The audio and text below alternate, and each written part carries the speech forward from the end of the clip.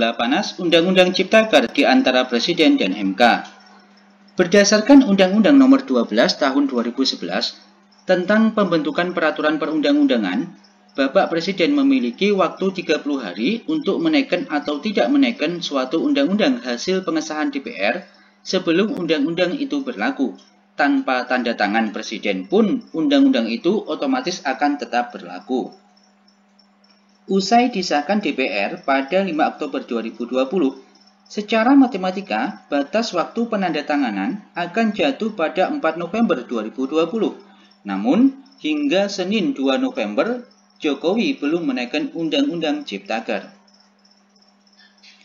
Pada hari Senin, tanggal 26 Oktober lalu, pihak Istana Kepresidenan menyatakan belum mengetahui kapan Bapak Jokowi akan menaikkan undang-undang kontroversial tersebut.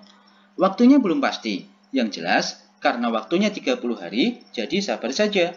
Dalam waktu dekat, kata tenaga ahli kedeputian kantor staf Presiden, Bapak Doni Gahral Adian.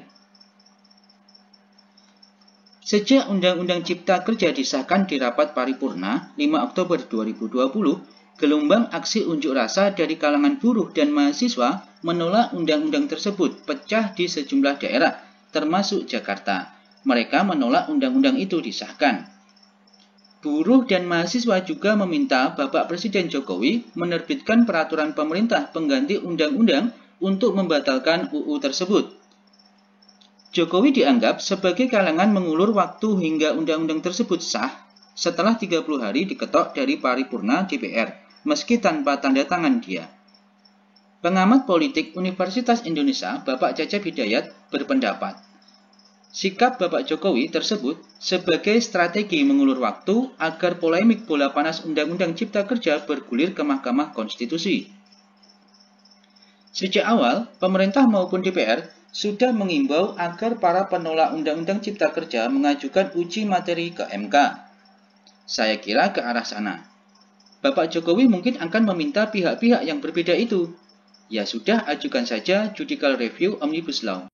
Jadi semua diarahkan ke proses legal formal. Lempar bola lagi ke MK, kata Bapak Cecep saat dihubungi cnnindonesia.com pada hari Senin 2 November. Bapak Cecep mengatakan, dalam waktu hampir 1 bulan, Bapak Jokowi tidak melakukan sesuatu untuk membatalkan undang-undang tersebut. Ia bahkan tidak melihat Bapak Jokowi maupun pemerintah menyerap aspirasi dari kalangan buruh dan mahasiswa yang menolak undang-undang tersebut selama 1 bulan ini. Karena begini, sepanjang sebulan ini ada demo. Apa respon pemerintah? Diterima enggak? Enggak ada juga kan? Ujar Bapak Cecep. Kalau kita lihat beberapa kali, kecenderungan pemerintah dia mengarahkan ke legal formal.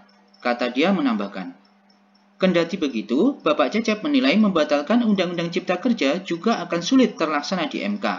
Hal ini ditengarai dengan disahkannya Undang-Undang MK per 1 September. Ia menduga Undang-Undang MK sebagai barter agar hakim MK menyetujui Undang-Undang Cipta Kerja. Terlebih, jauh-jauh hari Bapak Jokowi sudah meminta agar MK mendukung Omnibus Law Cipta Kerja. MK belum berkomentar soal dugaan barter yang dilontarkan oleh Bapak Cecep. cnnindonesia.com masih berupaya menghubungi juru bicara Mahkamah Konstitusi. Menurut Bapak Cecep, pihak-pihak yang berencana mengajukan gugatan ke MK harus bisa menggandeng ahli hukum kompeten dan data-data yang kompeten. Di sisi lain, publik juga perlu terus mengawasi jalannya persidangan uji materi di MK.